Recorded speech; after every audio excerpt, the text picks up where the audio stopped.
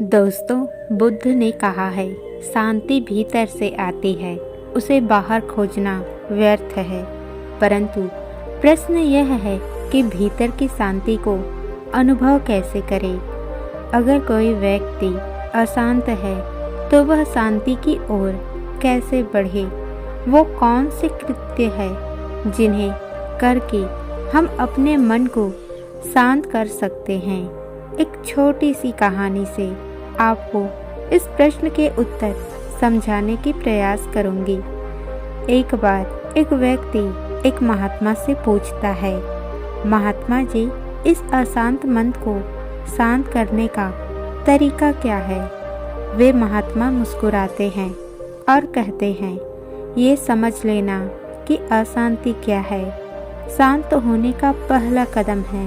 वह व्यक्ति पूछता है, क्या ध्यान मन को शांत करने की शुरुआत नहीं है। क्या ध्यान मन को शांत करने का पहला कदम नहीं है। वे महात्मा कहते हैं, नहीं, ध्यान तो किया ही तब जा सकता है जब तुम्हारा मन कुछ हद तक ध्यान करने बैठते हो कि तुम्हें शांति मिलेगी। तो ऐसा नहीं हो सकता। ध्यान करना तभी सार्थक है जब तुम्हारे भीतर कुछ हद तक स्पष्टता और शांति है। अगर तुम पूरी तरह से अशांत हो तो ध्यान काम नहीं करेगा, क्योंकि तुम आंख बंद करके भी वही सोचोगे जो आंखें खोलकर सोच रहे थे।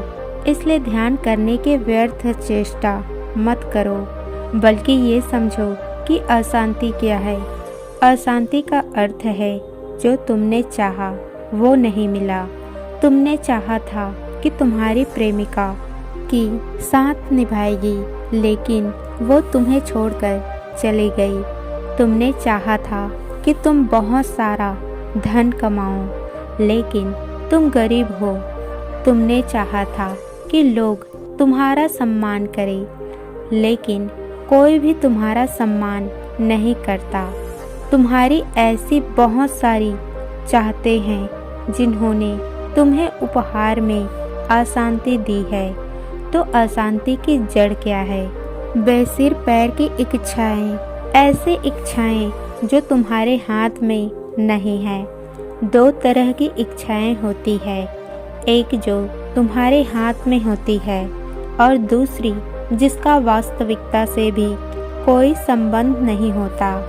जैसे एक दिन ये पूरी दुनिया मेरा सम्मान करेगी। जो इच्छाएं हमारे हाथ में होती है, यानी जिन्हें सच करने के लिए हम कुछ कर सकते हैं, अगर ऐसी इच्छाएं अशांति भी पैदा करे तो वो भी अच्छा है। वह व्यक्ति पूछता है कि क्या अशांति भी दो प्रकार की होती है। वे महात्मा कहते हैं, हाँ, कह सकते हैं। एक अशांति तुम्हें आगे बढ़ने के लिए प्रेरित करती है और दूसरी अशांति तुम्हारे भीतर असहाय होने का भाव पैदा करती है। उदाहरण से समझो, तुमने इच्छा करी कि तुम्हें स्वस्थ होना है, लेकिन तुम घर में आराम से बैठे हो, जिसके कारण तुम्हारे भीतर अशांति पैदा हो रही है। तो यह अशांति अच्छी है, क्योंकि यह तुम्हें कुछ करने के लिए प्रेरित कर रहा है। दूसरी अशांति, समझो, तुम चाहते हो कि इस दुनिया की सबसे सुंदर स्त्री तुम्हें प्रेम करे। क्या यह इच्छा तुम्हारे हाथ में है? नहीं, यह इच्छा दूसरे के हाथ में है। क्या इस तरह की इच्छा रखने वाले व्यक्ति के जीवन में कभी शांति आ सकती है? क्या तुम समझे कि अशांति क्या है और यह क्यों पैदा होती है? वह व्यक्ति कहता है, जी गुरुदेव, अब कृपया करके इसे खत्म करने का तरीका बताइए। वे महात्मा कहते हैं, जब हमारा मन अशांत होता है तब हमारे भीतर क्या हो रहा होता है, क्या तुम जानते हो? वह व्यक्ति कहता है, नहीं महात्मन, कृपया कर आप ही बताएं। वे महात्मा कहते हैं, हम लगातार अपने भीतर बोल रहे होते हैं। हम लगातार खुद को नकारात्मक सुझाव दे रहे होते हैं, जैसे मेरा जीवन खराब है, मेरा जीवन नर्क है, भगवान ने मेरा साथ नहीं अच्छा किया, मेरी किस्मत खराब है, सभी लोग बुरे हैं, किसी को मेरा दर्द नहीं दिखता, कहीं ये ना हो जाए, कहीं वो ना हो जाए। इस तरह के नकारात्मक सुझाव हम खुद को देते रहते हैं, जिससे अशांति घटती नहीं बल्कि बढ़ती है। वह व्यक्ति पूछता है, तो उपाय क्या है महात्मन? वे महात्मा कहते हैं, खुद को सही सुझाव दो।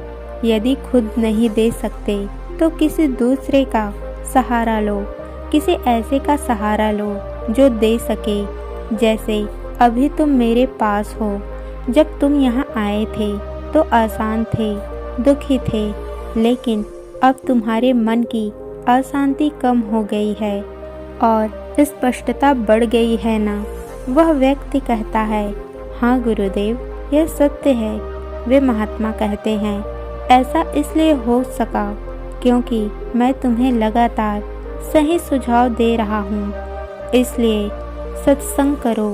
सत्संग का अर्थ होता है सत्य का संग करना। वे महात्मा पूछते हैं, क्या तुम समझ गए? मन को शांत करने का दूसरा चरण क्या है? वह व्यक्ति कहता है, जी गुरुदेव, मैं समझ गया, लेकिन एक प्रश्न अभी भी मेरे मन में है कि ध्यान अशांति को समाप्त नहीं कर सकता। वे महात्मा कहते हैं, ध्यान एक यात्रा है और इस यात्रा के दौरान मन खुद बहुत सारी अशांतियाँ लाती है, जैसे डर, चिंता, लालच और भी कई तरह की अशांतियाँ। तो अगर पहले तुम समझोगे ही नहीं कि अशांति क्या है और यह क्यों पैदा होती है, तो तुम ध्यान करोगे कैसे? इसलिए ध्यान तीसरा चरण है। ध्यान की शुरुआत तब करनी चाहिए जब तुम्हारा मन शांत हो,